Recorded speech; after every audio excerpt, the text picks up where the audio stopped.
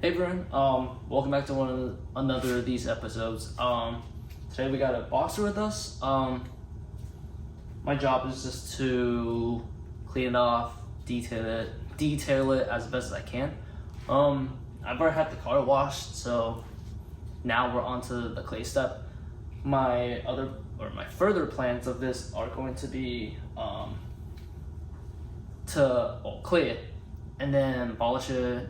We might need to do some compound on there. I think there are swirl marks. Haven't taken a great look at it yet, but compound, polish, and then we're going to be putting on sealant I would like to try on, and then wax it on top of that.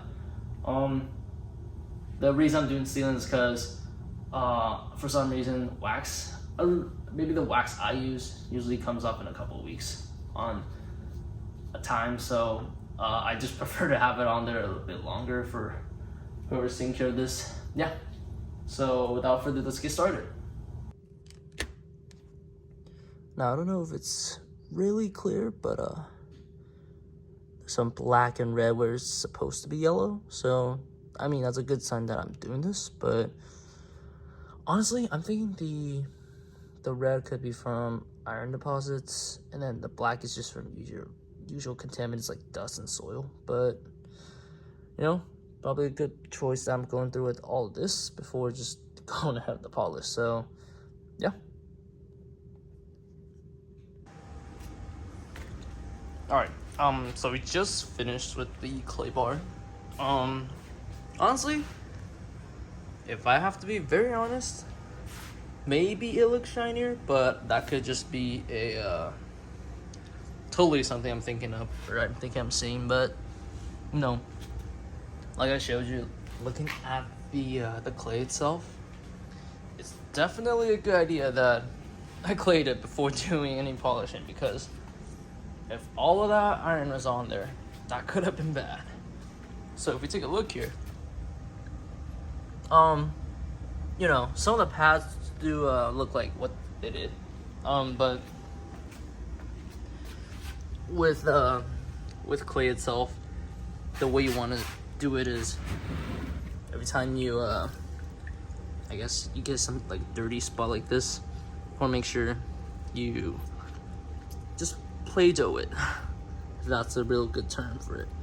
Swish it around, twist it, and it'll get, well, it doesn't get cleaner, but it gets a cleaner side out, so that we could keep using it.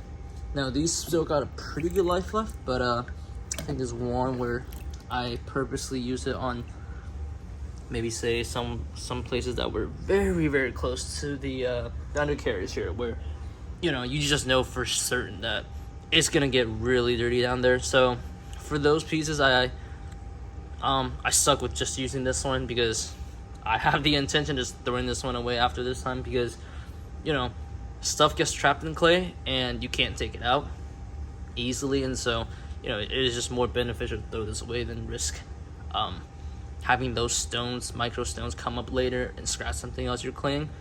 So in that sense, I will just put this on the side here, and then that will get thrown away. These two, I kept it pretty clean. So yeah, and just to recap it off, I just took regular Dawn dish soap, mixed it with water, and then got going with it.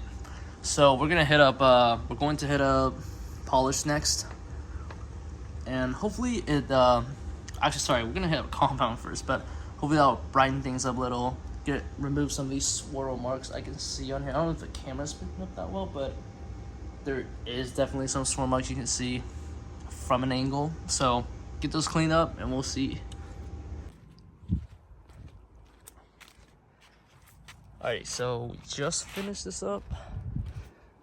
Now, brought into the sun, so hopefully it's a little easier on the camera, but yeah, now I don't know how easy this is for the camera to see, but at least from my perspective, it's a lot more glossier. That's for sure.